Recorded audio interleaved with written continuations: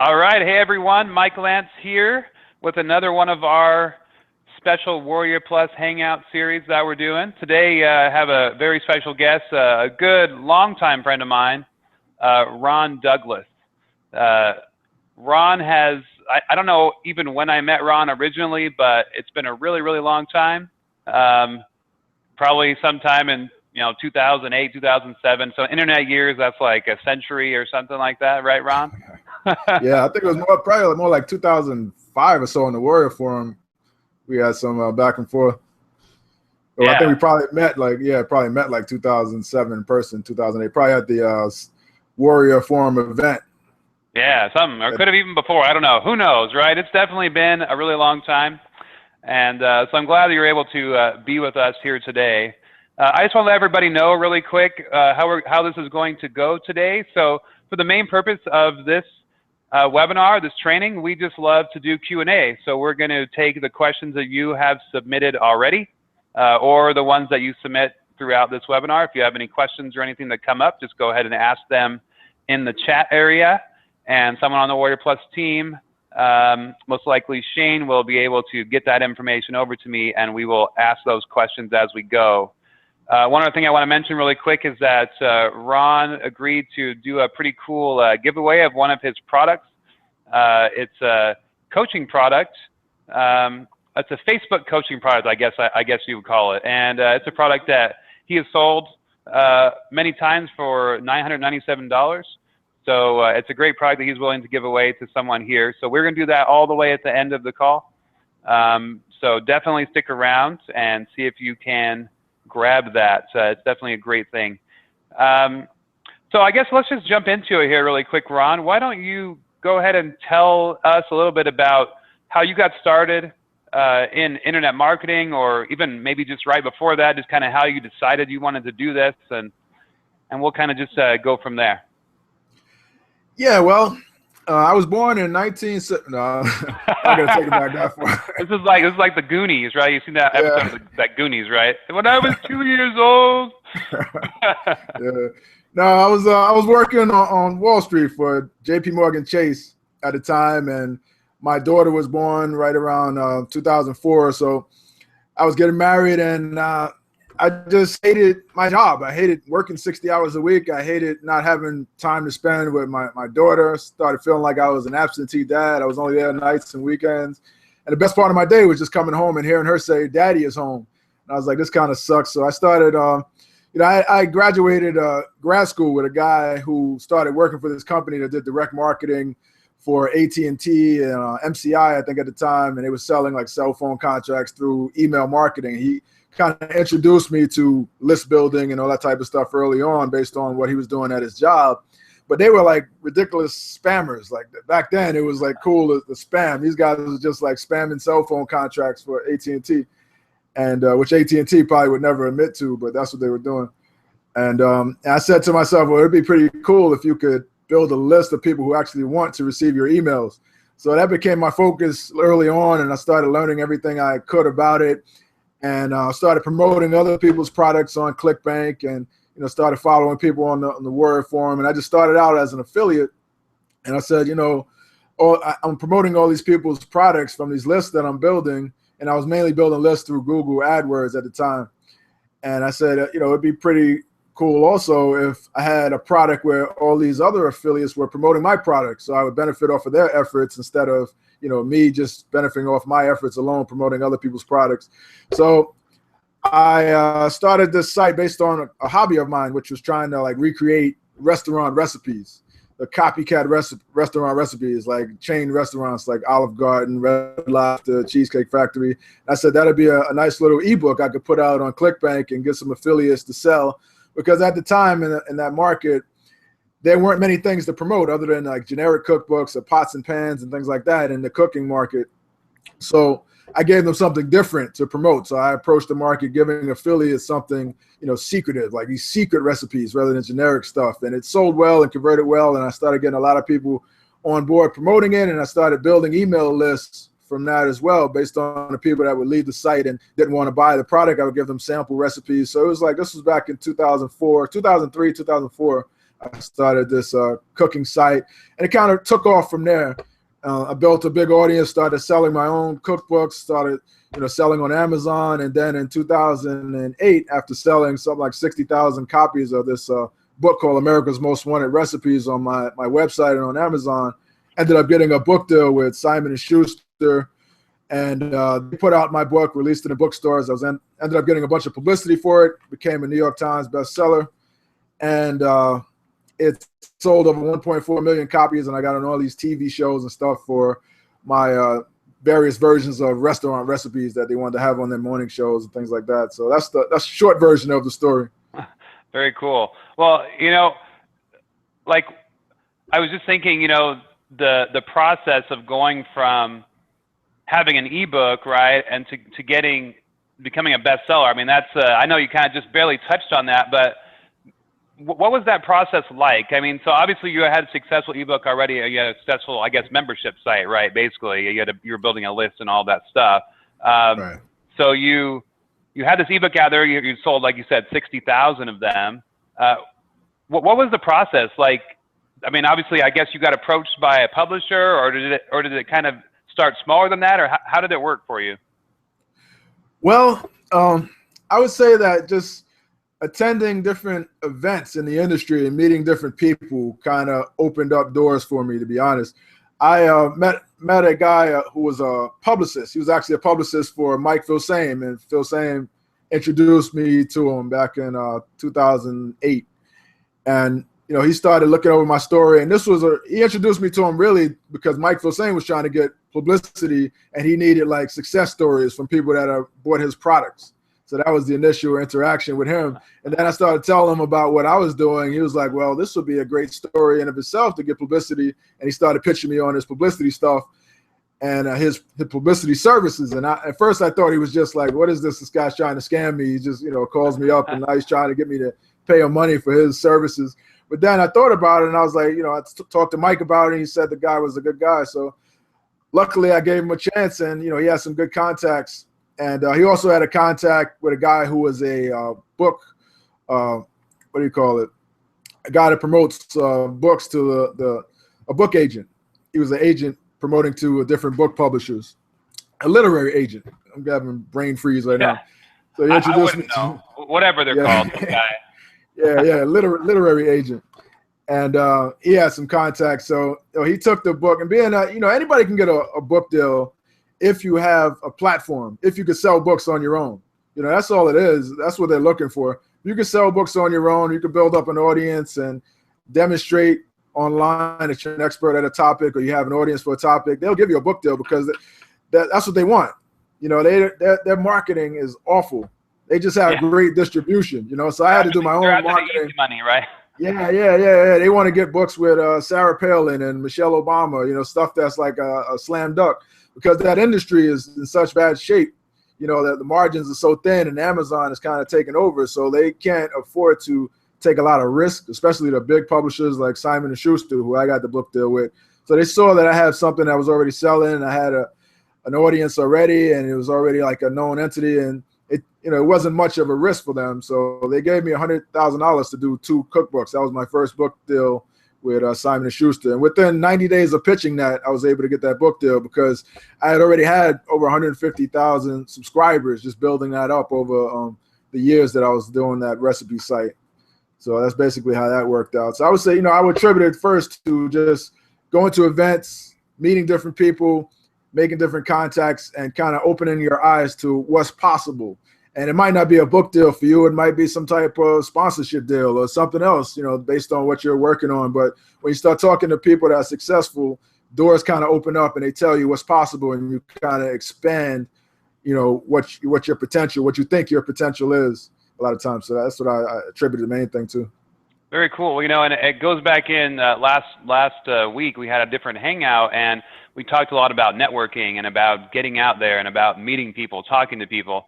So this theme seems to be coming back a lot, right? So you kind of attribute a lot of your success and ability to really make this happen to getting out there, right?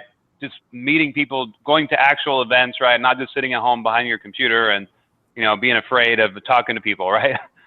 Yeah, for sure. Another guy that kind of enlightened me early on was Tom Bill. Like he was working with some different former NFL players, and they were doing some good things. He saw my story, and he was like, "Hey, this is much bigger than you think it is." So a lot of times, you just have a little ebook online, and you just think, "Okay, well, I'm selling online, I'm paying my bills, that's good enough." And it takes somebody to tell you, like, "Listen, this is much bigger than you think. You need to try to pursue these opportunities." And sometimes doors can open for you that way. Right.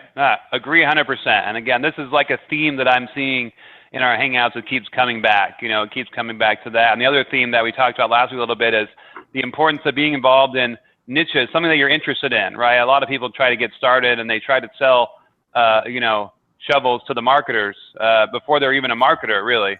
And I think that ends up being a big mistake for most people. Unless you're a software person, that was my thing, right? I was a software guy, and so I got started by figuring out what these marketers wanted, and then I just built a platform around what they wanted. So I think that's obviously legitimate, but a lot of times people really try to become the guru before they know anything, right? So kind of a tricky business if you're trying to do it that way. Well, okay, but so obviously you have a lot of experience now then in writing, and so how many books have you done now with Simon & Schuster? I've done 6 books with Simon & Schuster, and I've done 2 books self-published that I sell on my website separate from that. Okay. So all cookbooks around the same theme of copycat recipes. My 6th one actually just came out. It's a book. It's called America's Most Wanted Recipes Kids Menu. So it's a book featuring kids restaurant recipes, like secret restaurant recipes, but kids' favorite restaurant recipes. So like, Famous Dave's and Applebee's and stuff like that. So, if you want to make food that your kids really like and you don't want to go to the restaurant and, they put all that type of greasy stuff in their food, and you can make it healthier at home. So that's one of the things I preach in that book, is how to make what your kids like, but make it healthier at home instead of eating out all the time. Cool. Very cool. Well, and again, it kind of comes back to you of kind of over the years, right? Obviously you started out with 1 book. I don't even know if when you originally wrote that book, you thought, I'm going to write 8 books, or I'm going to write 10 books, right? But over the time, right, it's kind of what your audience wanted, right? I mean, obviously, I'm guessing you did research. I'm guessing your publisher, even though they're crappy at marketing, did some kind of research, right, to kind of figure out what it is that people wanted, and then you were able to just give that to them, right? Yeah. No, I always knew I was going to sell 1 million books. Ever since 5th grade, I wrote that on my wall. One day I'm going to sell 1 million cookbooks. No, not at all. Not at all. Not at all. It's like when you look at people and what they've accomplished, like people look at you and they're like, okay, wow, Warrior Plus. Like when you look at these things, you just see the finished product, but you don't see like it's a progress. It's a step. It's a process. Like, okay, you try one thing that works, so let me try more of that. Let me add on to this. Let me go in this direction. So each action you take kind of points you into another action where you gradually build this big colossal empire. Like you, I'm sure you didn't, right off the back say, because you started out with it wasn't Warrior Plus. It was the affiliate where they would track different products. I mean, what was it called again? Warrior Alerts, right? Yeah, like WSO Tracker. That was like the first product that I released. Yeah. Right. And that kind of probably, spawned that idea of like, oh, people are interested in this. Maybe I'll do an affiliate program, affiliate directory type of thing. So, people just look at the end product and say, okay, that's awesome. But they don't look at the process that went into it. And I see a lot of people also, they make the mistake of thinking that they have to be perfect, and they make a mistake of not putting their stuff out and waiting and sitting on ideas, and the ideas become stale, and then they buy one shiny product after the next. But really the best experience you can get is just by doing stuff, putting stuff out there, and that shows you what works and what doesn't work and what you need to do more of and what other direction. The best feedback you can get is feedback from customers, right? So you can't get to the customers until you put stuff out there. So that's how I always try to explain it to people. Yep, no, I totally agree with that. And when I originally was kind of really building up Warrior Plus from nothing, it was all about asking people or listening to people, right? What they wanted, what they were talking about, what interested them, and I would just put that in there and just keep piece by piece building it up. The affiliate program was many years after Warrior Plus originally launched.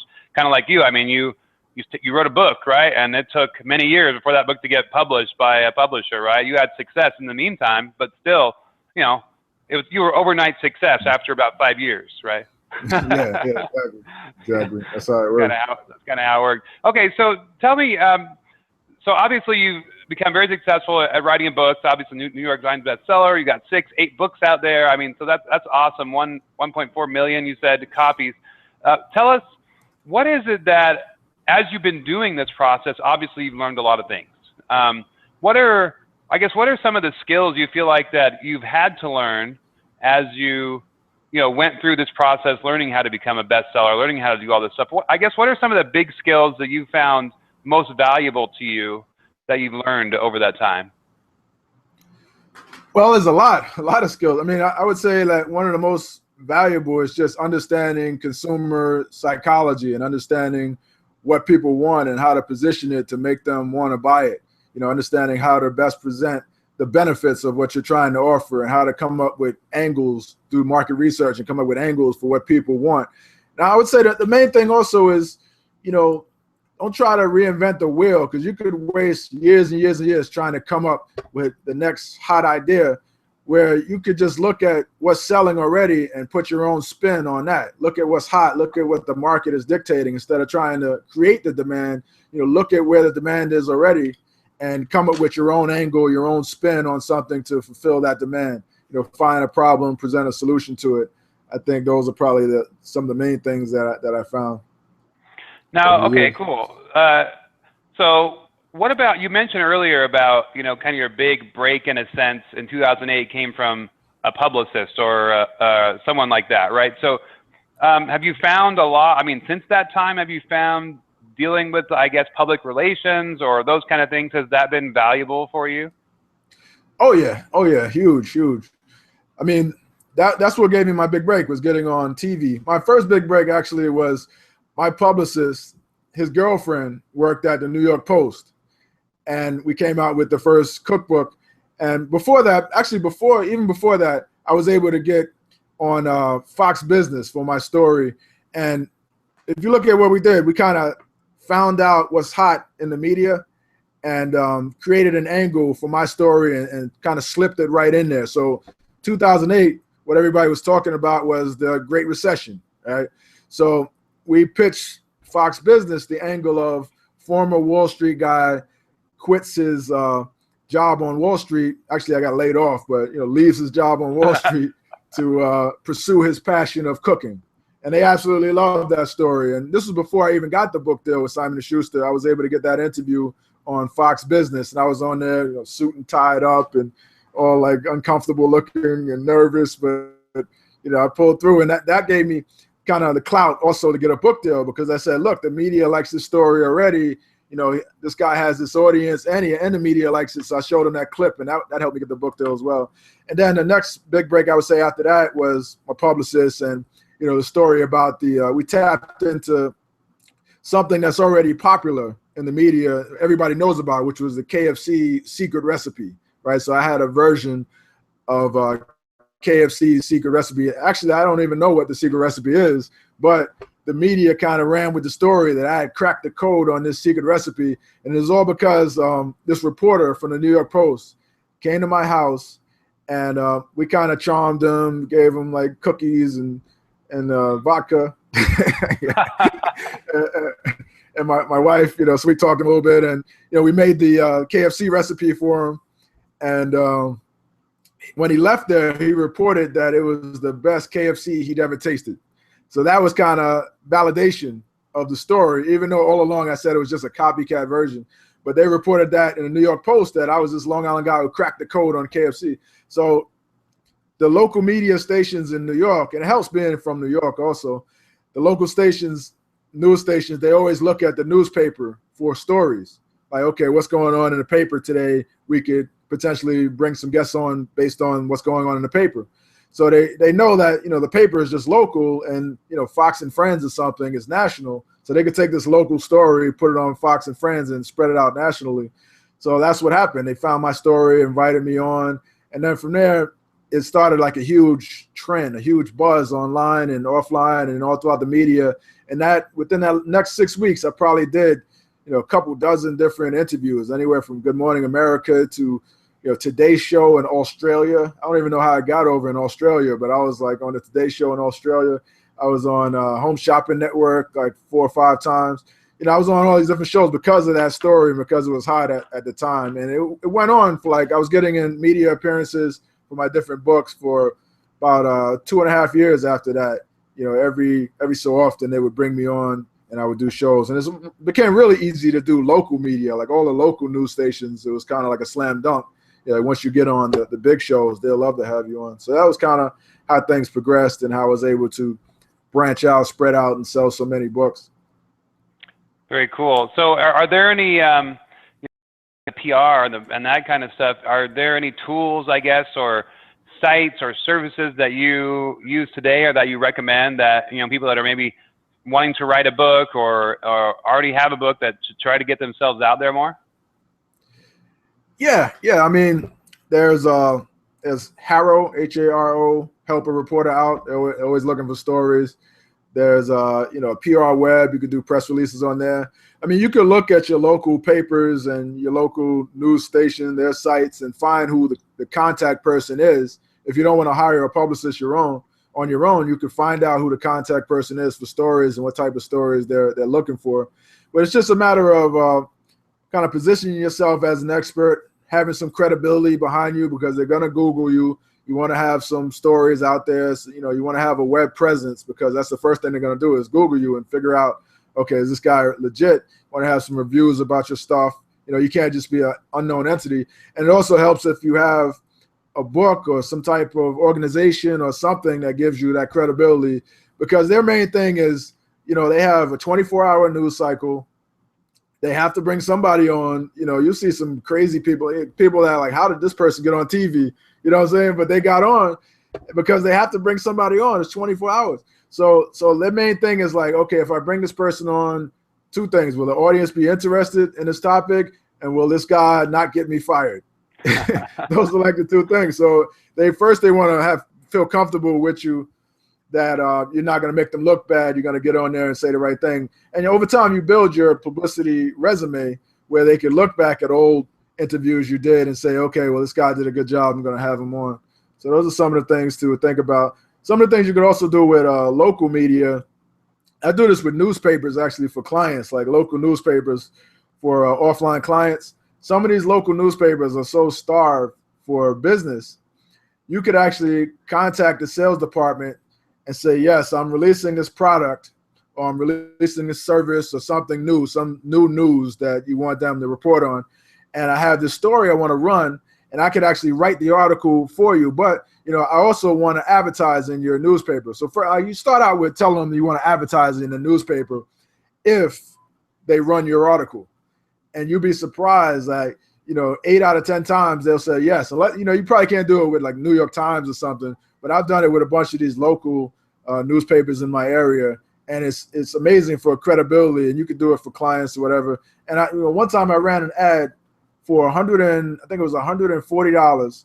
I ran this ad, and it was a little small ad, but they ran the article that I wrote, and they ran this article verbatim. And this article was like speaking in third person, but basically was telling how great I am and all this stuff as if they were writing it. And I ended up getting a client who wanted me to help him publish his book. And he ended up paying me over $8,500 for various marketing services and helping him publish his book and get the word out there and press releases and different things to help him set up a site for his book and put it on Amazon and all this type of stuff.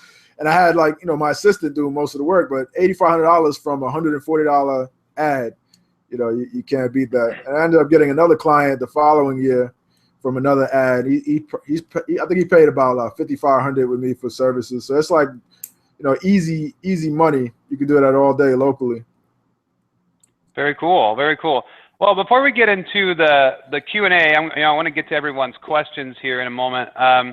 First, let me just remind everyone that we have a great giveaway coming up here at the end. Ron is giving away one of his $997 courses, coaching he's done on Facebook. But obviously, a big thing that Ron has been able to do is writing. And obviously, he just talked about quite a few things that I'm listening and I'm thinking, wow, there's all these things, right? There's a ton of things. Maybe it's a little bit of overload. Maybe it's a little bit hard for people to grab really quick. But I know, Ron, that you just came out with a new course on writing. So why don't you tell us a little bit about that course really quick, and let everybody know that before this call, I talked to Ron about this, and I was able to get him to give us a little bit of a special on this deal. So we'll tell you about that in a minute. But why don't you tell us a little about your course and who it's for, who's going to benefit from it, things like that. Yeah, well, thanks for that. Yeah, I mean, the course, it's not just a course, it's like an ongoing program where we help writers. We help writers make money. Because if you ask yourself, what's the easiest way, if you're struggling to make money online, you're not a known entity, what's the easiest way to get to the money fast, right? To make money, make a little money just to get your confidence up, or to start a longer term business out of it. The easiest way is to provide a service, right? Because everybody needs a service. Like if someone would have come to me during my recent product launch that I'm putting out and say, listen, I'll go through all your stuff and edit it for you. I'll go through all your stuff and write summaries about all your videos. Those type of services, I would say, hell yes. You know what I mean? Like, it's easy. It's like easy money because there's so many businesses out there. There's so many websites, so many, not just webmasters, internet marketing related, but real businesses that are looking for writers. So if you're a decent writer, you can always make money online by providing writer services, whether it's, transcription, blog post writing, whether it's social media, content management, whether it's, you can find people on Craigslist looking for grant writers that are paying a lot of money, whether it's copywriting. It's like we put together 34 different ways you can do it to monetize your writing if you're a decent writer. And even if you're not a decent writer, you can start a writing services business where you can outsource the actual work. You can find hungry writers and just, charge a premium and keep the difference. So that's basically what we train people to do. And we also have real jobs on the site where we, scour the internet and people submit jobs to us, like other webmasters and our buddies and other businesses submit jobs to us, and we post those jobs on the site. So it's one big ongoing updating site. And what is it? warriorplus.com/Ron is where you can join that if you're interested in writing for a living or making money or just getting started, learning how to market your writing services or learning how to outsource the work and have a business surrounding providing a writing service, which most marketers I speak to would agree that's like the easiest way to make money online. All right, very cool. So you're saying that really, I mean, someone even that's a beginner, I mean, could really do this pretty easily.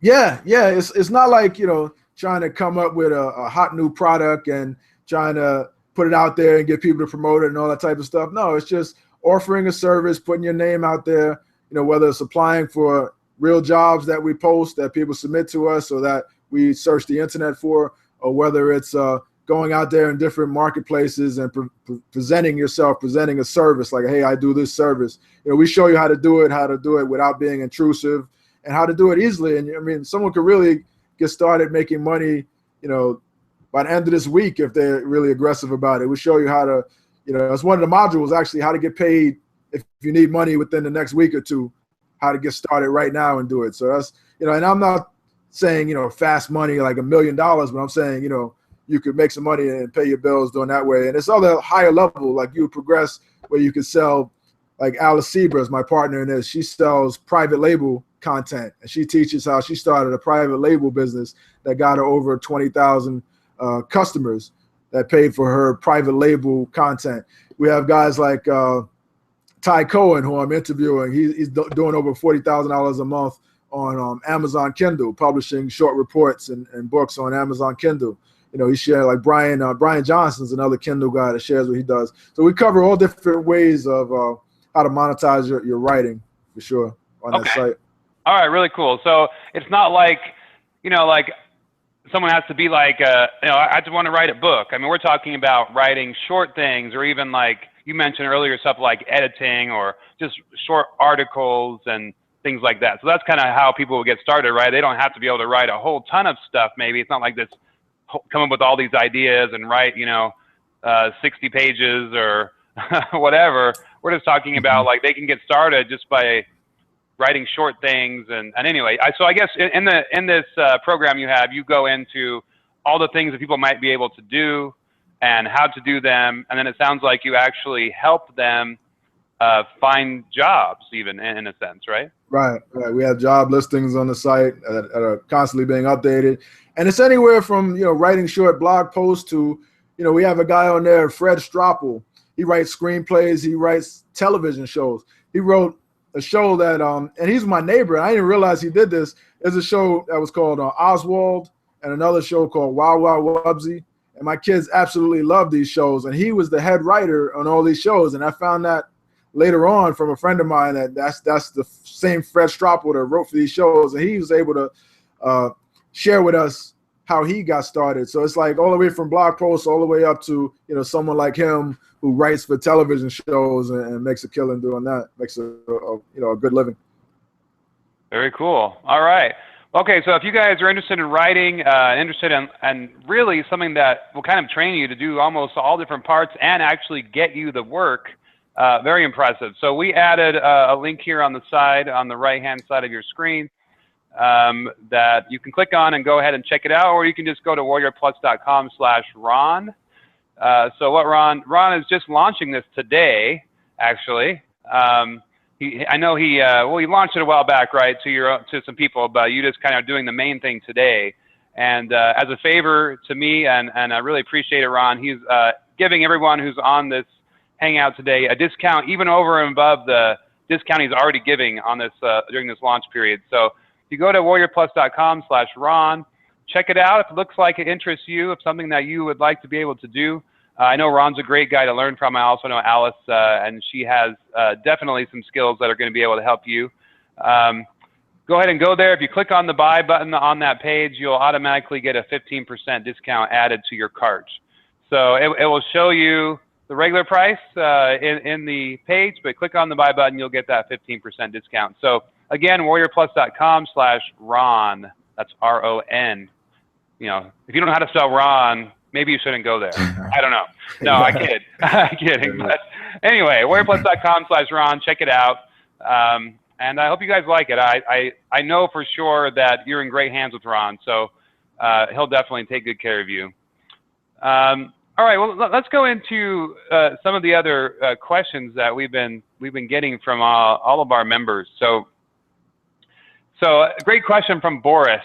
Actually, this is one that just barely came in. I want to jump on this one first because it's really related to what you said earlier. You mentioned early on, I mean, I guess it took you some time, but you had quite a big list. You had sold 60,000 copies of your ebook, and you had a list of 100, I don't remember what you said, 140,000, 160,000 people. So Boris wants to know, how'd you do that? How did you build your list to 100,000 people? Like, what was the process that you went through to do that? Well, that's the secret, man. We're selling that for $9.97 over.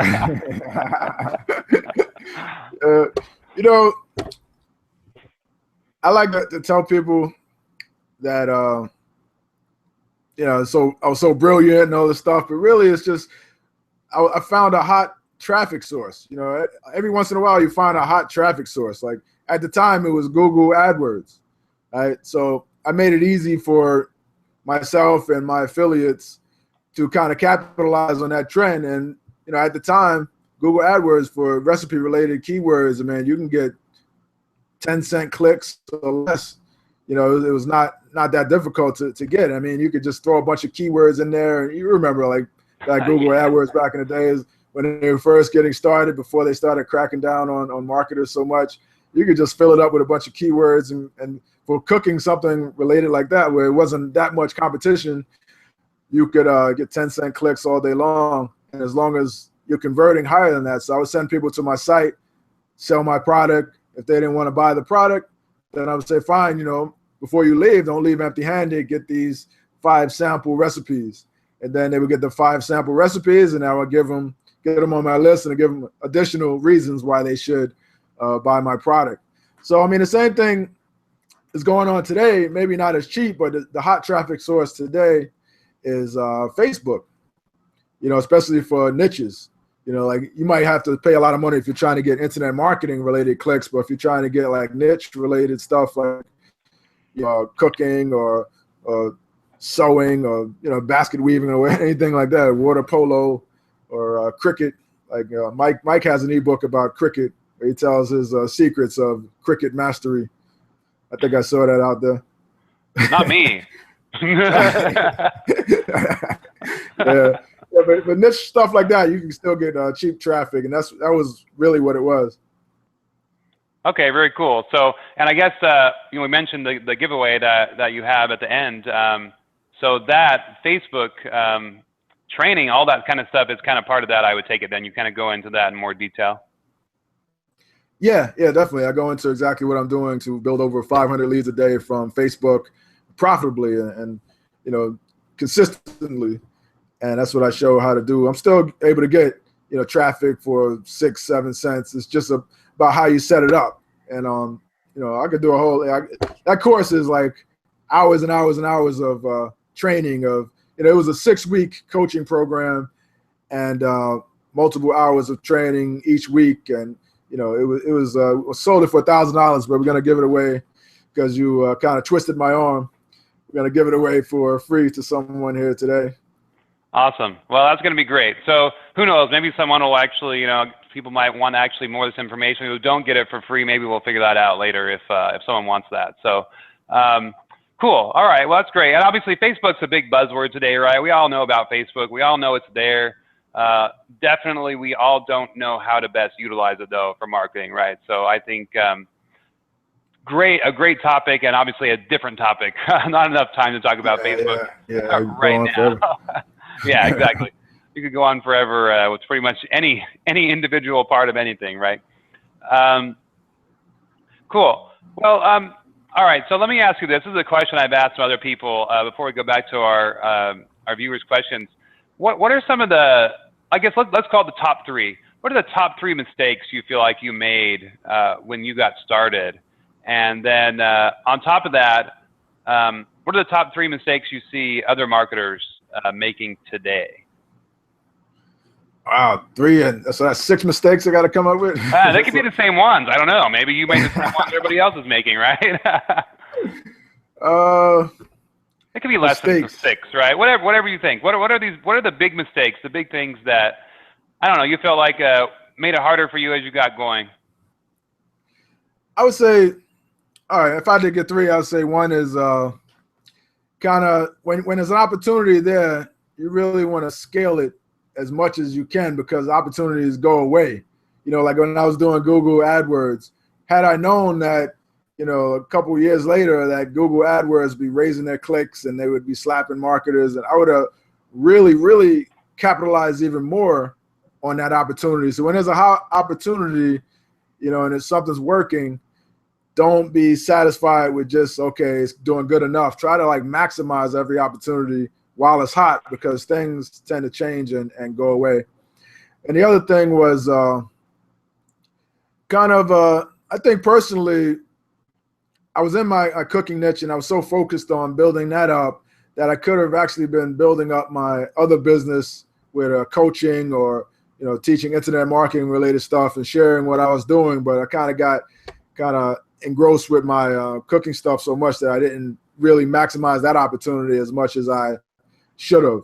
And I knew all the players in the industry, and I didn't really capitalize on another trend, which was the product launch trend while it was super hot when people were selling, $2,000 products and making millions of dollars overnight and things like that. I mean, it's starting to come back a lot now too, but it died down for a period of, a few years that you couldn't really do it the same way. It's not as easy as it was, I would say, back in 2004, 2005, 2006, where people were, killing it. And I would say, the third one? I don't know, man. You could just third one. I think there are 2 are really good. So you mentioned scaling. So scaling big, so once you find something that works, don't just oh, okay, that was nice. Let me go try something else, right? Let's capitalize on what works. And then I think the second thing you said is somewhat related in that you're almost talking about cross-selling yourself, it sounds like. So you as you became successful with these and selling books and all of that, you gained a lot of knowledge, right? A lot of great knowledge, which is why you have you on this hangout today, right? But because of that knowledge can be utilized by other people, right? So you're saying, go ahead and take that knowledge that you've gained when you've learned something in other areas and share that. You might share that in coaching. you might share that by creating a course, or there might be other ways you share. But so basically, just kind of figure out ways that you can share what you've learned and what you know. Does that sound right? Yeah, for sure. The opportunity is there. It's like once you've had a certain amount of success in something, the low-hanging fruit is just to teach others exactly how you did it. And it's so easy to just show, like, here's what I did. And then people will pay for that because they want to do the same thing. But, you know, a lot of times we look at some of the marketers that we follow and we say, well, you kind of put them on a pedestal and like, well, I can never ascend to what they are. But it's just a matter of them just not caring what anybody thought. And they put this stuff out there, and you know, over time they built this big network and big email lists and whatnot. But it's just a matter of not being afraid of what people think of you, and not being afraid to kind of put yourself out there in the spotlight and share what you know. And I'll give you a third one too. It just came to mind is I'm a notorious late adopter to things, which is something I need to stop. You know, I had opportunities, like I had opportunity to. Like in stock market, for instance, I had an opportunity to buy Facebook when it was 18. And I was looking at it and I was like, that's a passing fad. It's going to go away. And I was like 88 or something. You know, I had an opportunity to buy Bitcoin. You know, when my buddy Brad Goss was telling me about it when it was below $100, and then it went up to $1,200. And it's a mindset thing. I'm a late adopter, but I'm developing more of the mindset of when there's an opportunity there, put a little bit into it. You know, don't just disregard it all the way. Don't throw all your money into anything, but put a little bit just to, you know, in case it gets hot.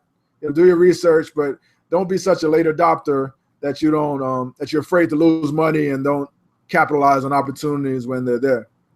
All right. Well, that's a great point. I think we all have those experiences.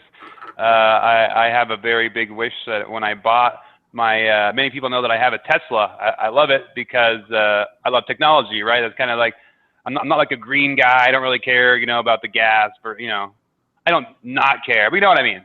Anyway. Screw the universe, screw the earth, you don't care about anything. Right, yeah, I hate the earth, forget the earth. No, but you know, when I bought that, when I first put a deposit on it, I think, or right when I bought it, the Tesla stock was $30. And now it's 280, right, or something like that. Anyway, stock market's a big thing, right? And obviously, you had a lot of experience in that before you started internet marketing, right? So, but right. It's a tricky one. It's a tricky world out there. Yeah. But I think we all have those. It also applies to trends online as well. You know, when first Facebook's ad platform first came out, that was a hot time where you can get really cheap. It's like more expensive now, but that was hot. You know, so it's like when these opportunities come out, don't be so quick to dismiss them as a fad. Actually look into them and see, like, how can I capitalize on this opportunity?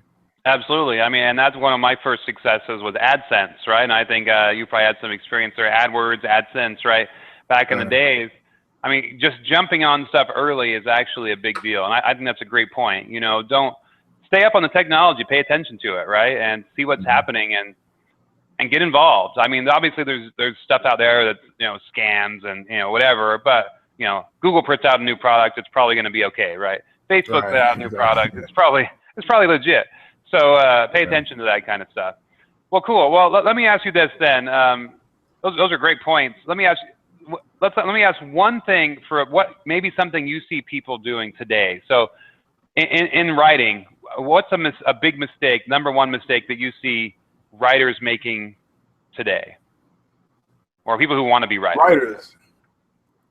Well, I would say a big mistake is they kind of sell themselves short.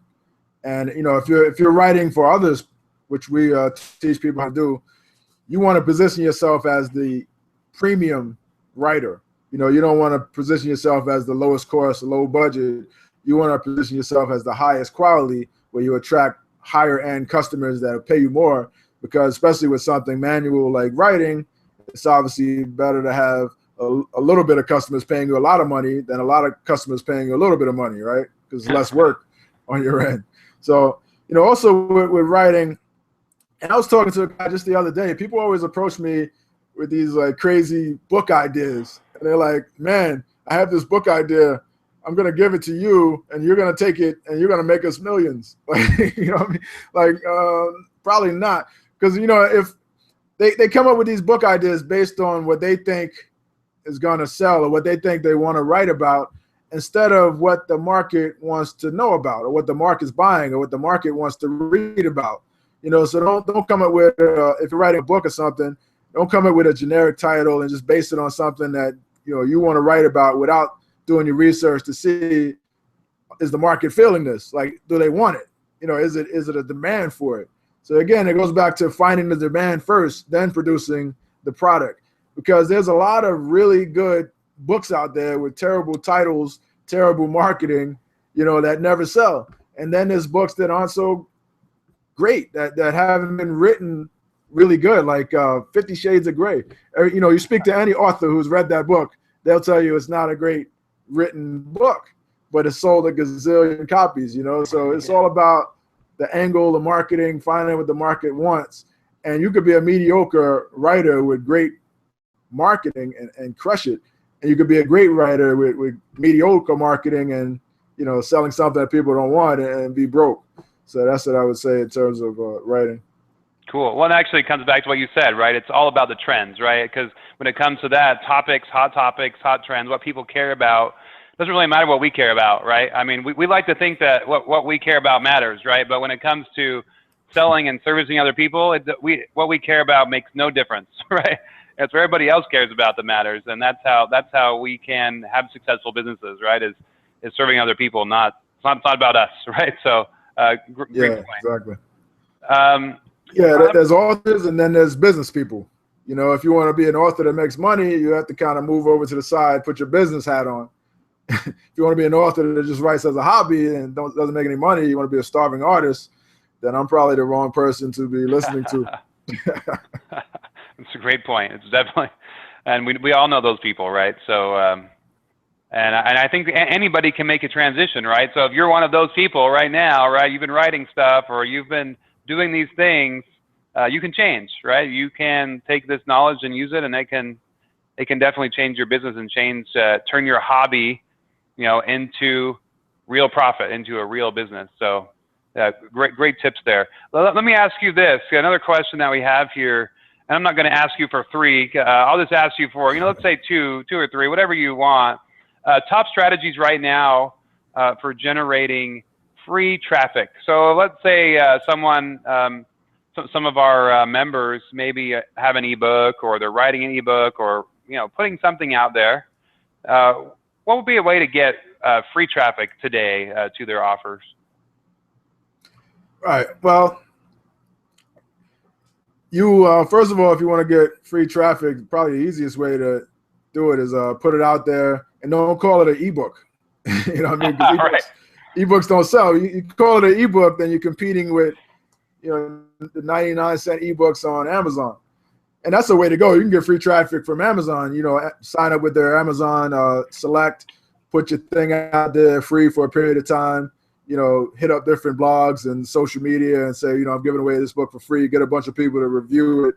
You know, have a link in the ebook to come back to your site to get bonuses or whatever. Build a list from that. You know, that's one way to do it.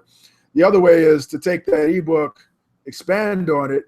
You know, create some videos, create a whole product, create a home study course. You could take the same ebook, create a bigger product out of it, you know, split it into sections and create an information product out of that ebook.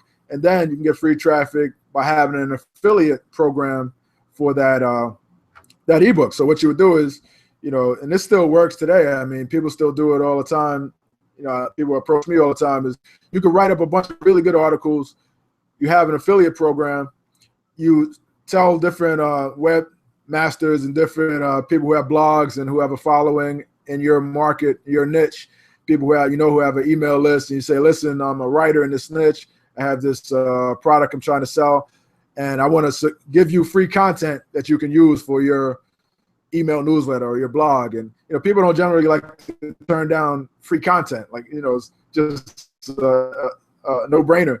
And then you say, you can also put your affiliate link at the bottom of this content and make money if anybody clicks the link and ends up buying the product. So not only do they get the free content, but they get an opportunity to monetize that through their affiliate link as well. So you could do that, put it out on the networks, put it on Warrior Plus or some of the other networks, and do that all day. Another way to get free traffic is just search engine optimization. Just be a prolific writer, put your stuff out there. I was able to get a lot of free traffic by starting a community on my own site.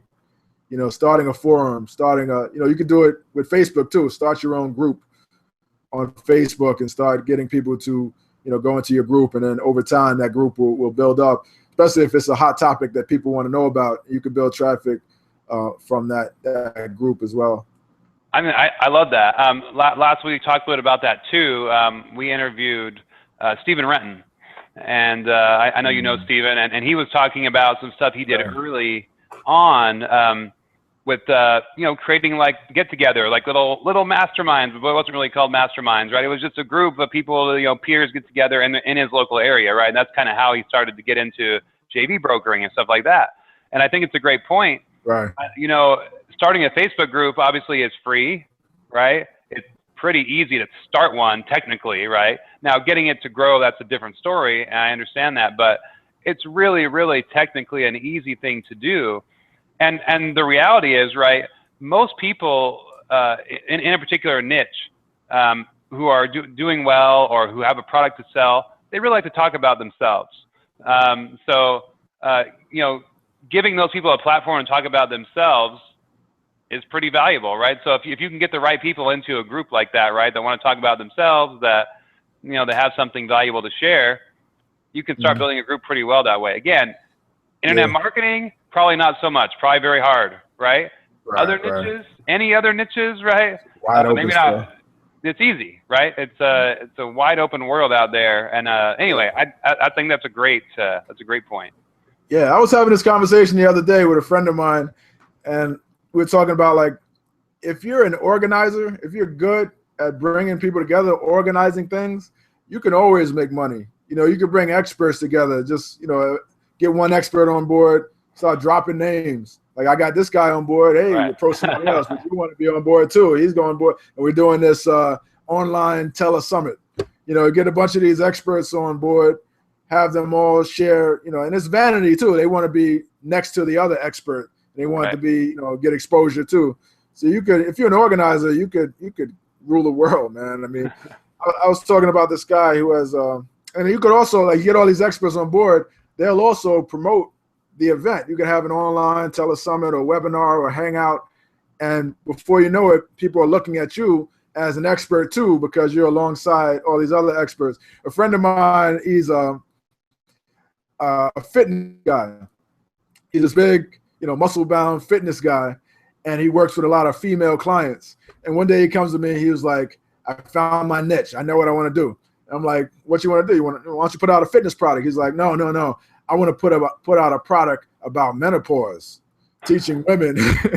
He said he wanted to put out a product teaching women, and he started calling himself Mr. Menopause. And he said he wanted to teach women how to, improve their diet and exercise to have some relief from menopause. And I'm like, well, you have all this success in the fitness world.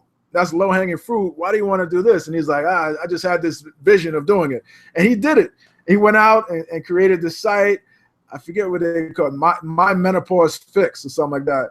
And he started getting all of these menopause experts, so big authors and New York Times bestselling authors and people who was on different TV shows and all these top experts to come do his telesummit. And he was able to build a big list, and took the recordings from the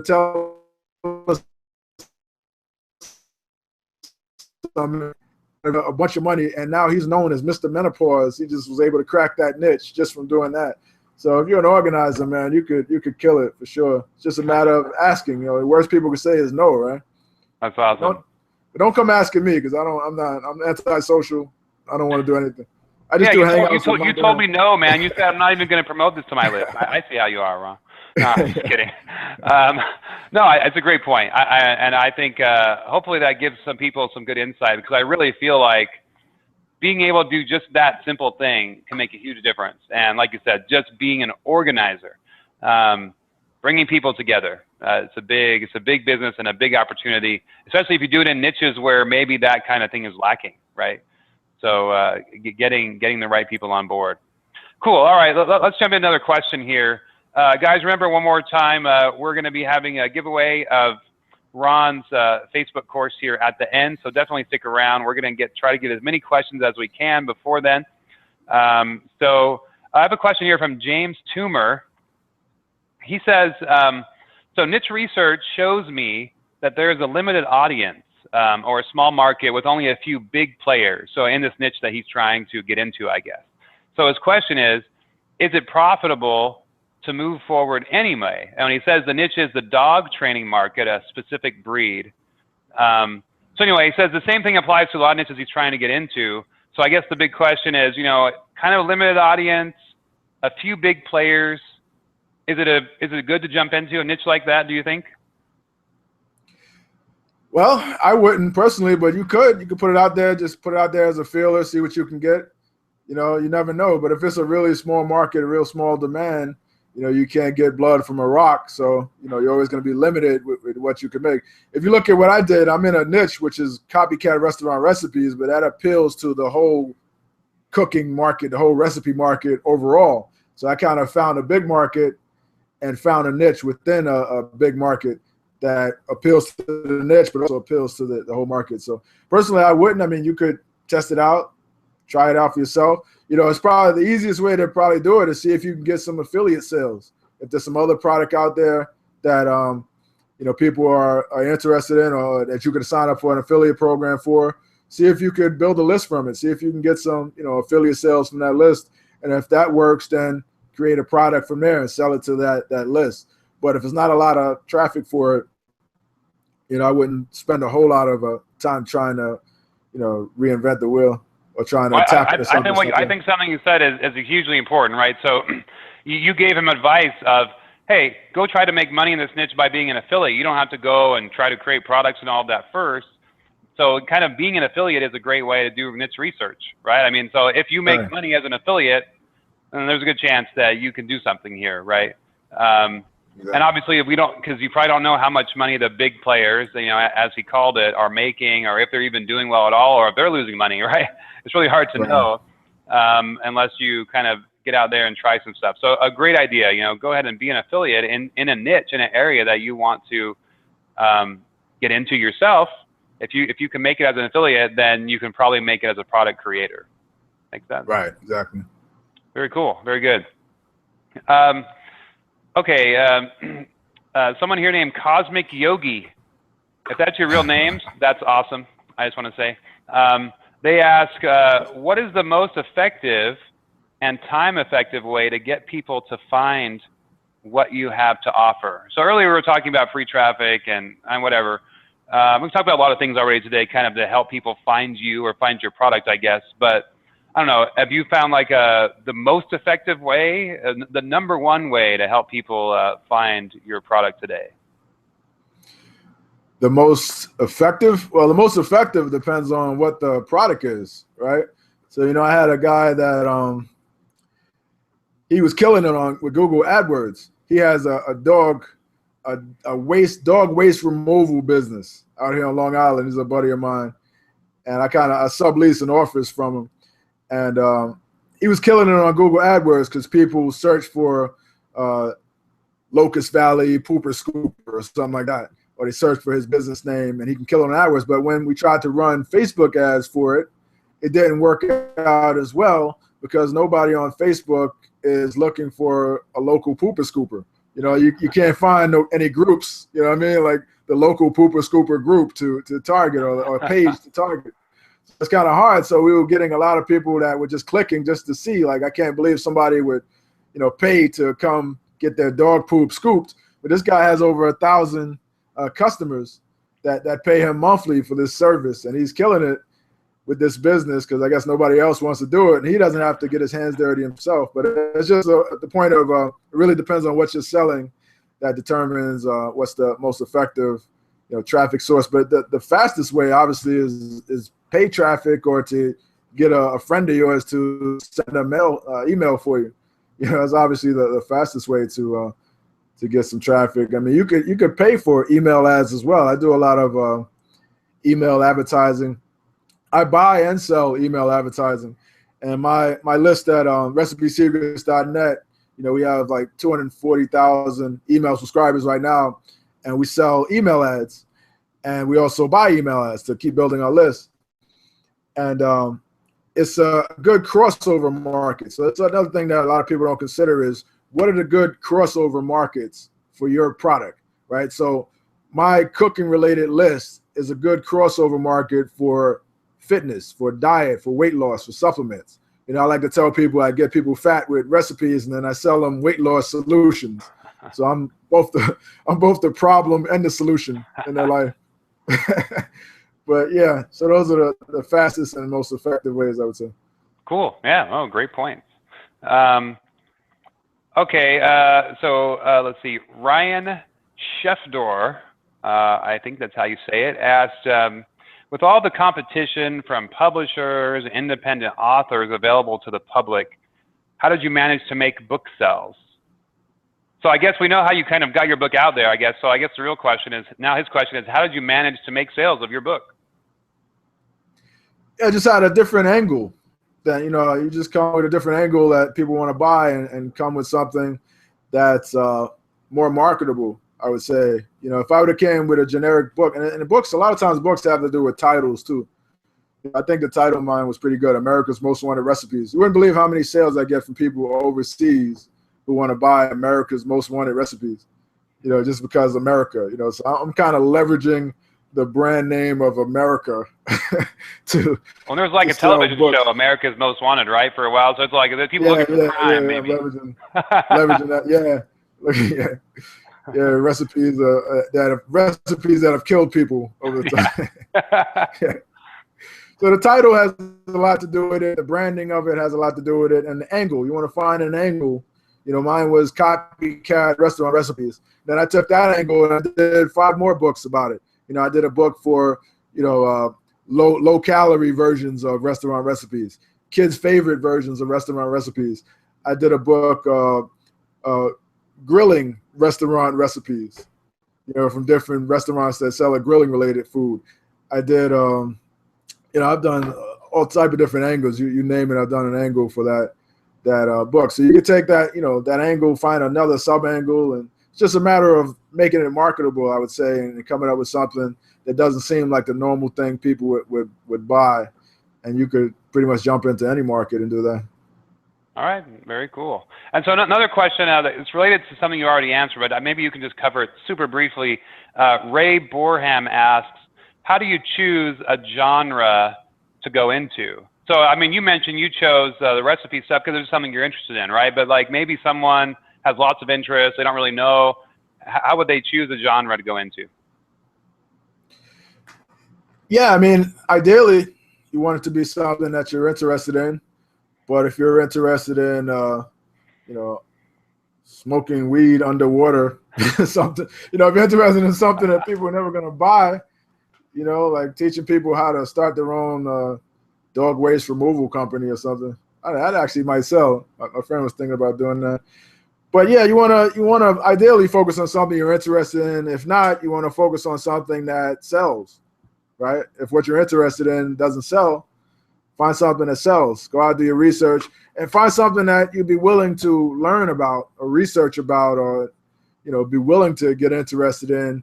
And then from there, find out what's selling, find your own angle on it, maybe run some affiliate promotions, promoting different products and see if it sells, or you can look at Warrior Plus. I guess you guys are mostly like software and internet marketing related stuff.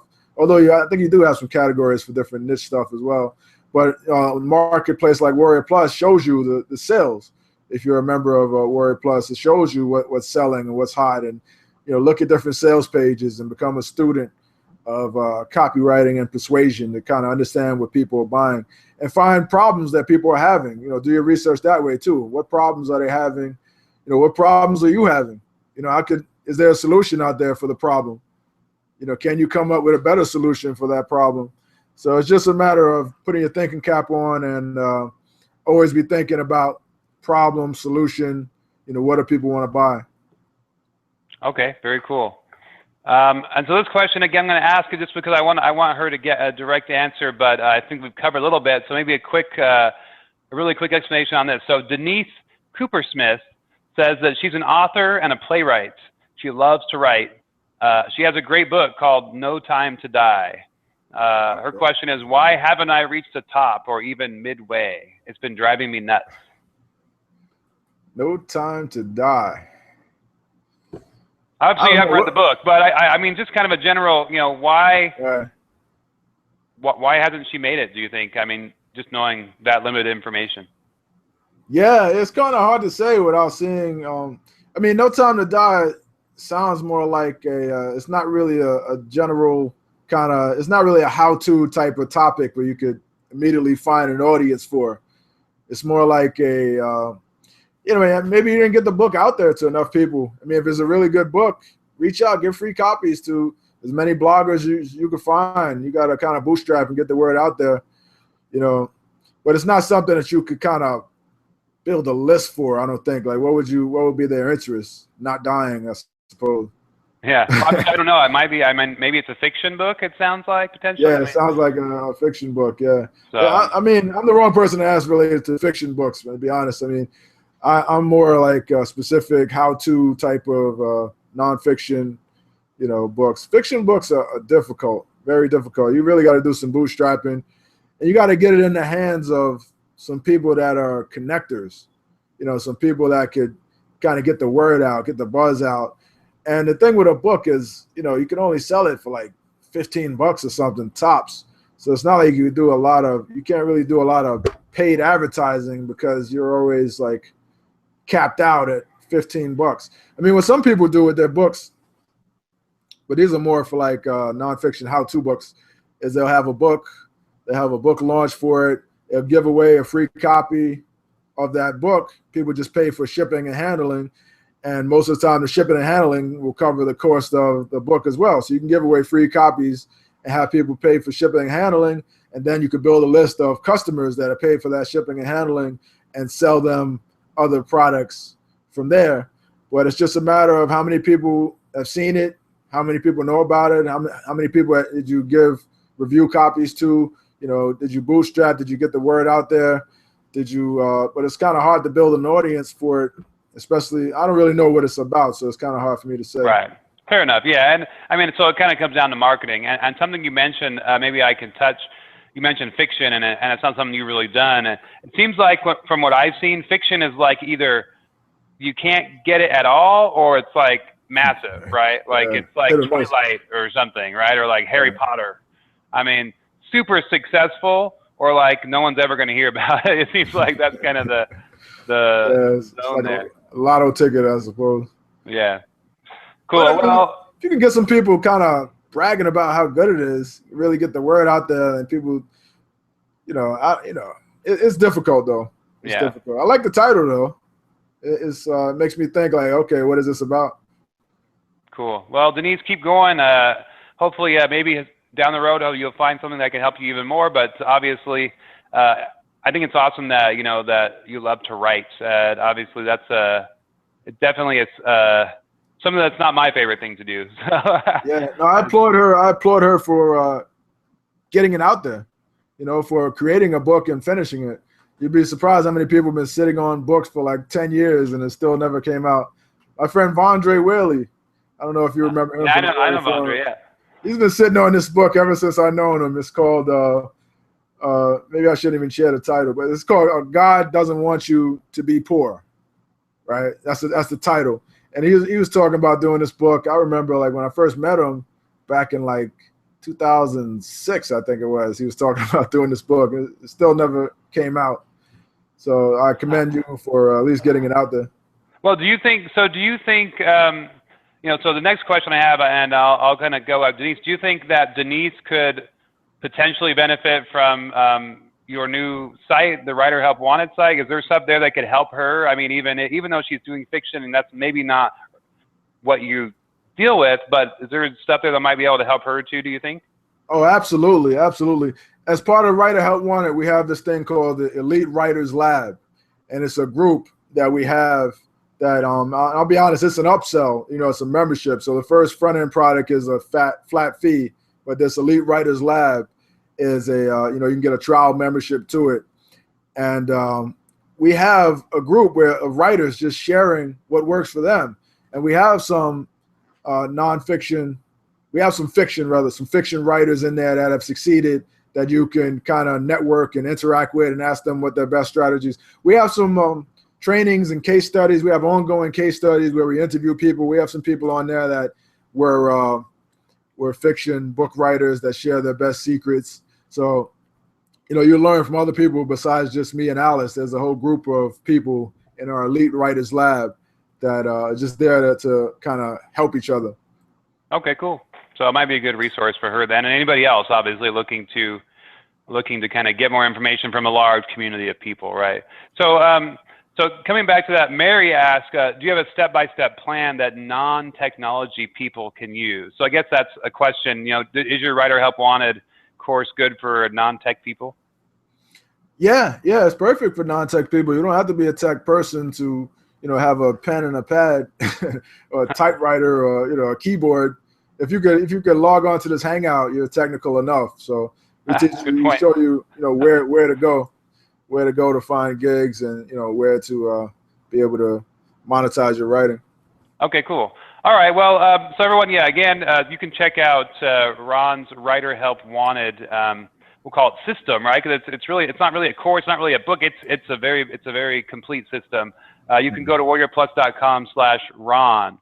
So we're going to get to the giveaway for Ron's Facebook coaching training in a few minutes. Again, that's $997 value that he's giving away for free to someone here today. And I wanted to, what I want everybody to do as we're preparing to wrap up here in a few minutes, go to warriorplus.com/Ron. And I want you to go there, and if you're interested in winning at the giveaway, go ahead and go to that page, find the 5th testimonial on that page, and put the person's name in the chat box.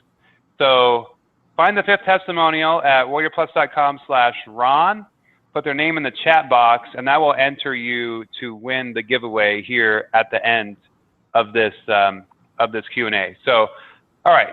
So we're going to get to that in just a few minutes. So let's finish up some more Q&A before we completely run out of time. So again, Ron, thanks so much for being here. I know we're a little bit over time, but really appreciate you taking a few more minutes here with us. It's my pleasure. My pleasure, Mike. Let me see here. Let's see. So people were talking about free traffic. I think we've kind of covered how to get free traffic. So Mart or Mary Feltz, hopefully that helped you. Let's see. Here's a good question from Curleen. She says, I love cooking. I would like to turn it into a profit. Any advice for me? Should she just do what you did, or should she make copycat recipes or something else? Yeah, no, I don't do copycat. I don't do the competition. Yeah, I mean, find an angle for, you just don't want to do like, what's her name, Marlene? Curleen. Yeah, you can't just come out with a book, Curleen's Recipes, unless you're famous already. You want to find an angle for a different cookbook, something different, some type of niche within the cooking market. And, you can come out with a cookbook. I mean, it's easy to produce a book. You could put out a Kindle book. You could sign up with CreateSpace.com, which is the Amazon affiliate, and create a real book where they'll do the printing and fulfillment for you. There's a lot of services that help you get your book on. I think CreateSpace might work for Kindle too. You can put an ebook out there. But to publish on Amazon, all it is, if you want to do an ebook, it's just a file, a Word file on your computer that you format a certain way and upload it to Amazon, and you could be in business. So a lot of people make too much of a big deal out of what it really is. The actual physical part of getting it online and getting it out there to sell is the easy part. The hard part, and the part that people should focus more on, is the making it marketable and finding a niche. So, I mean, the other thing that's wide open is YouTube. If you're a really good cook, you could build an audience on YouTube. If you find a good kind of marketing angle or a good niche within the cooking market, whether it be maybe 30-minute healthy recipes or something like that. You could shoot a bunch of videos you could do it with an iPhone, get a tripod and an iPhone, and you could, build a YouTube audience. What's wide open too right now is Facebook and YouTube video ads. So if you have videos of yourself making different dishes, and at the end of the video, you could tell people, hey, go here and, get my other recipes in this cookbook, or go here and sign up for free. I mean, you can literally right now on Facebook, I know for a fact, you can literally get 1 to 2 cent video views by running Facebook ads. And then, I might be getting a little too technical, but you could, and I cover this in my course, but you could run those Facebook video ads and then get people what's called on a retargeting list, what's called a remarketing or retargeting list of people that are viewed. So all they have to view it for is a few seconds, and Facebook will automatically create what's called a retargeting list where you could run ads a little bit less expensive just to those people that viewed your video. Like, hey, you viewed this video, did you get my free ebook? Go here and get it. So that's wide open, and it seems very technical, but it's not really that difficult once you kind of dig in and figure it out. The same thing with YouTube. You can do YouTube videos whenever someone searches for a recipe. Like, I have a friend, he had this recipe, I forgot what it's called, Sunday sauce or something like that. And I think that's what it was. And he's got like 100,000 YouTube views on this one video, just from this one video that people were searching for on the internet. And he didn't run any ads, just organically for people searching for this particular recipe. His YouTube video pops up, and he can monetize it with ads, or he can get people back on his email list. So video is wide open, especially for cooking. Very cool. All right. So it sounds like kind of try to sub-niche it, right? Obviously, cooking is very broad, so sub-niche it kind of like you did, some interesting angle, and then go after video. Seems to be pretty popular today then. Awesome. Okay, so I got a question from Maria Zreik. I don't know how to say it. Sorry, Maria. So she's asked, did you try any other ideas or niches before Recipe Secrets? If so, what were they? Yeah. I was actually one of those people that Mike was talking about, where, don't get into the internet marketing niche if you're not like a well-known internet marketer. That was me. I was that guy. But the way I did it was a little different. I went out, reached out to a bunch of top internet marketers, and got them all to contribute to an ebook. And they all contributed to one little ebook, and I tried to sell that, and I tried to get them to sell it. So I did like a compilation product. So I didn't just go put myself out there as the next big guru. I kind of got all these other marketers to join in and collaborate. So yeah, I did that.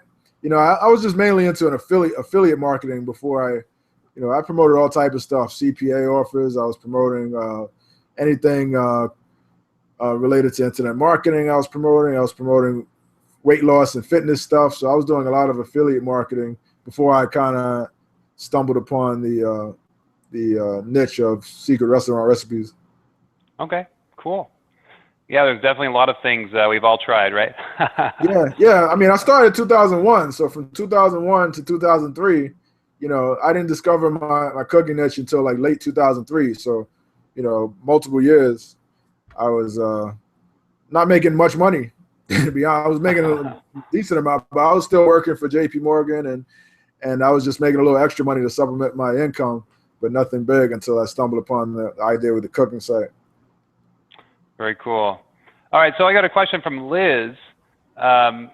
She wants to know if you use Word to create your ebooks, or I guess what do you use to write? Yeah, you can use Word, and then you can convert it to Adobe PDF. That's probably the easiest way to do it. I mean, when I submit books to, like, physical books to Simon & Schuster, I submit them a Word file, and then they have a team that converts it into a physical book, does the layout and all that stuff.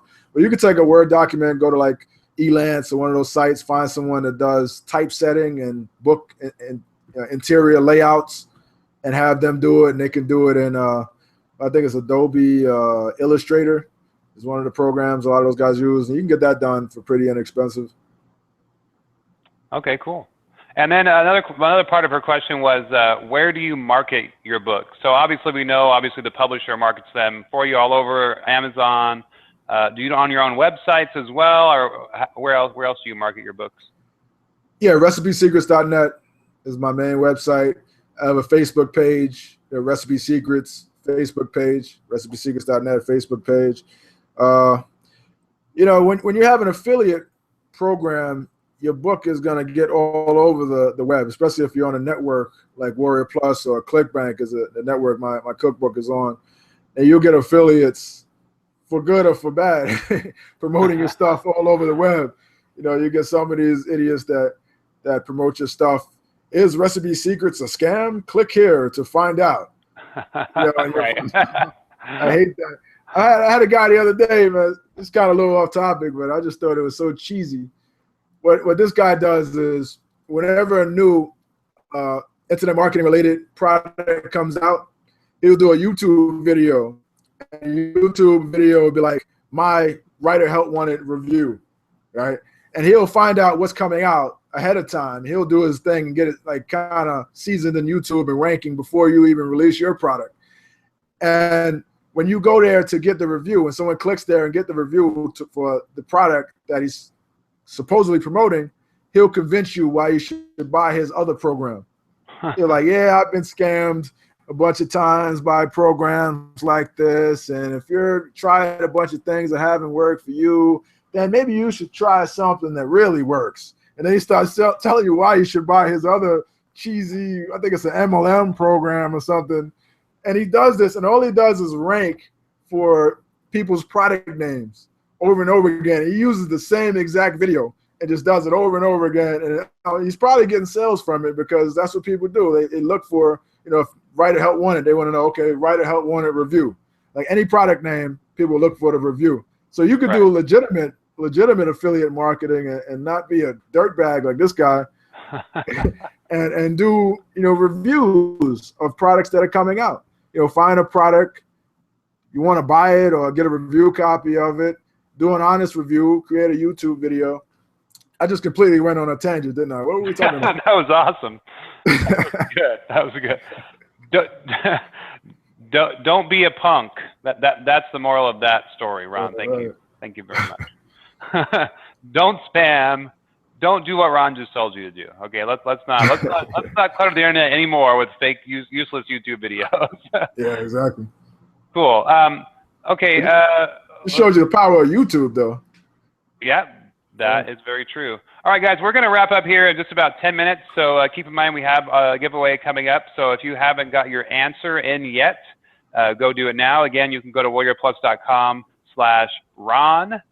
and find the 5th testimonial on the page and put the name of the person who left that testimonial. And then we will be able to choose shortly the winner of Ron's Facebook coaching course, $997 product that he has out there. Okay, so we just have time for just 1 or 2 more questions. So let me kind of jump through these here and pick a few. Oh my goodness, I should have looked at this a second ago. There's so many great questions, but I just gotta choose here. Let's see. I should have looked at this. All right. Well, it seems like actually most of these questions I'm looking at now, I mean, we've done a pretty good job. I guess Ron has done a pretty good job of covering all of these. You should make an information product out of this interview, man. Take a recording. Well, definitely. $1 million. I'm only going to sell it to one person, though, so act now. We're going to sell the first 5 minutes. We're going to take a teaser clip of it, sell that for $7, and then upsell the other one for $1 million. The rest of it. It's gold. There's gold in this interview. No doubt. There is. No, and it's actually been great, Ron. Thanks again for joining us here. Let's see. I'm just trying to, I want to get at least one more question here. All All right, so someone was talking about Facebook. Maybe we can let's touch on that really quick. So someone asked a question about making a blog page on Facebook. I'm not quite sure. So this is Lee Alexander. Let me just read what they asked, and maybe you can understand or answer it. So he asked, how do you make a blog page on Facebook that includes photos and video? I tried starting a page from my primary, but can't post anything other than writing. I guess maybe he means text. He says his tech skills are lacking. I'm not quite sure. Is there like a way to post, like, I guess, that you know of, to post more than just like a status update on Facebook, or maybe on a page or something like that? Yeah, on a page, there's an option to upload pictures. There's an option to upload a video. You know, right on any page, any Facebook post will let you do that. I'm not really following what the problem I'm wondering is. if there like a way to post like I don't know, like a more of a formatted page, maybe, you know, like kind of like a blog post to be formatted with a photo and then like some text around it. Have you seen anything like that on Facebook? You can have a tab within a Facebook page that will allow you to put HTML or any type of formatting or video you want. And there's a Facebook plugin or add-on, I forget what you call it, that does that. You just Google add a tab to my Facebook page, and then this Facebook add-on will enable you to add a tab where you could put HTML in that tab. I actually have one. If you want to see an example of it, let me see if I can find a link. Go to facebook.com/like recipe secrets. There's a tab. Yeah, facebook.com/like recipe secrets. There's a tab on that page on the menu bar right next to the logo that says welcome. And all that tab is a free offer for them to click a link and go to my squeeze page. So you can edit add a tab to your Facebook page just like that. You could put a video on that page. Anything that you could put on a web page, you can put on an additional tab in Facebook. And so I'll try to find the name of that plugin, but you can go ahead and proceed to the next question. I'll just look it up right quick. Okay, cool. Yeah, that's great. All right, just one more question I want to ask you, and that is, what's the best niche? I know that's kind of maybe been covered, but maybe you have some more insight. What is the best niche, do you think, today for writers to make money in? The best niche for writers to make money in. There's so many of them, man. All the top niches. I mean, the best individual niche. I mean, you can't go wrong with weight loss. If you have some type of weight loss success story or some type of different way to lose weight other than eating less and moving more. Weight loss is still a good market. I think cooking is a good market. If you like to cook, I think it's a good market. It's wide open because it's a market where you can get inexpensive clicks and traffic. If you're a writer, like my friend Lynn Terry, she does really well in the low carb market. You know, she's the low carb traveler. I think that's what she is. She was able to build a huge audience. Any niche related to, I like to tell people, any niche related to health, wealth, or love, right? So those are the three things that people actually absolutely have to have, right?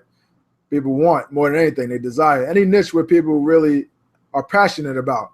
So like a spinoff of the love and relationship market would be like my buddy Travis Sago. He had his thing called, what is his product again? The Magic of Making Up, where he teaches people how to get back together. So you can't really have a more passionate niche than that. People that just broke up with their ex and they want their ex back and they want to know what steps should they take. So think about how passionate those people are. They come to a sales page with a guy, you know, down south country guy like Travis telling them, relax. Telling them, first thing you want to do is do not call or text them right now. Get yourself under control. So this is video with him, and it's so calming, and you're like, and people seeing that just got out of a relationship or just broke up and want to know what to do, they're gonna buy that product just because the mindset they're in is such a passionate niche. Anything relationship, marketing, relationship type of niche, such as dating or finding love, or how to get guys to marry women, stuff like that. Those are hot markets. Anything that people really feel passionate about is a good niche, I would say, to write about. And anything that has good search volume. So it depends on whether you're talking about writing books, or whether you're talking about writing a blog, or what type of writing you're talking about doing. But yeah, I mean, also like entertainment related niches do well too. Like people search for celebrity related stuff all day. So if you could do a blog about celebrities, what your thought on different celebrities, like, well, because you're using those celebrity names that everybody's searching for. So it's so many different markets. I can't really narrow it down into one for sure. Fair enough. So that add-on is called an app. Actually, it's a Facebook app. It's called Static HTML iframe tabs, and that helps you add those. Let's see. Yeah, that's what it's called. Static HTML iframe tabs, where you could make a tab on your Facebook page and add a any type of HTML to it. Okay, very cool. Well, thanks again, Ron. Super appreciate you taking time with us today to share all of your great experience and knowledge with our members.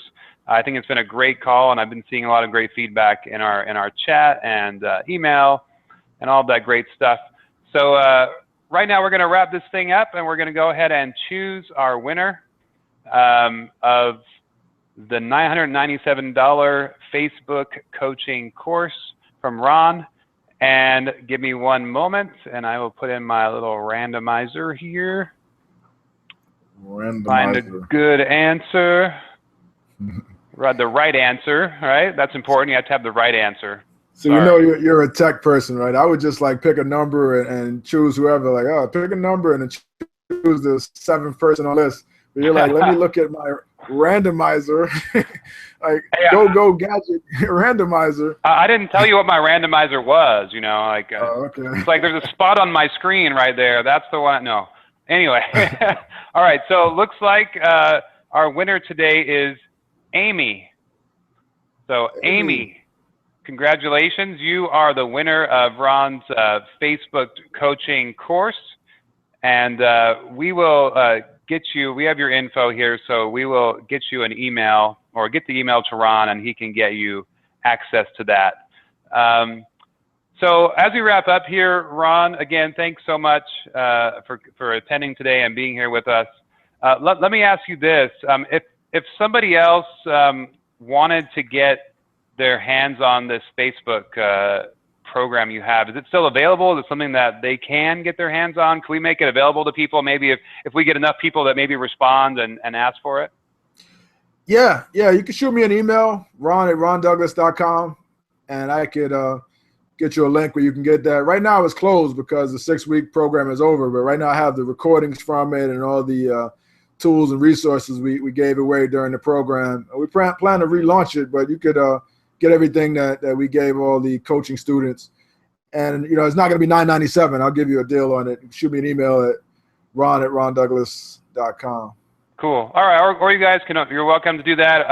Or as well, just respond to one of the emails we sent out for this hangout, and we will get that information to Ron. And the more of you that want it, I think probably I can twist Ron a little bit to give us a better deal, right? The more people that buy it. So, True. I'll worry about that part.